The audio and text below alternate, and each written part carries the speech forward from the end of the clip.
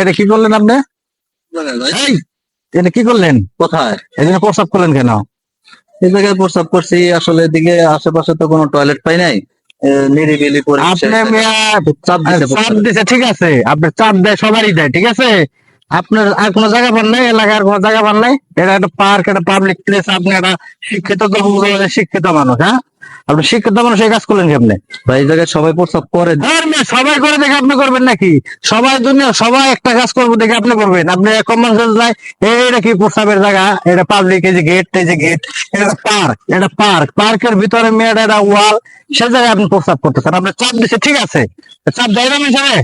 না, ঠিক আছে, তাহলে আপনি যান, এই যে বাসায় যান, নাহলে এখানে অন্য কোনো যান, জিজ্ঞেস করেন মানুষের কাছে, বা এখানে ওয়াশরুম কোথায়, বা আমাকে প্রাকৃতিক ডাক দিছে, আপনি জিজ্ঞেস করেন। আপনি কারোর কাছে জিজ্ঞাসেন এখানে কাউরে? না ভাই, এই জায়গায় তো আমি নতুন, মানে এই জায়গায় নতুন আইছেন, ঠিক আছে, আপনি ঘুরতে আইছেন।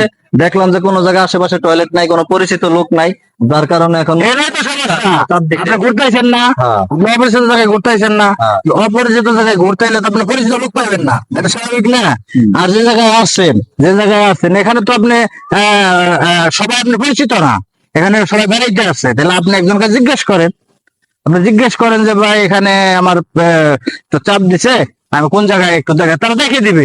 আপনি এখানে কেন করলেন? এই কাজ জীবনে করবেন না আপনি, ঠিক আছে, ঠিক আছে।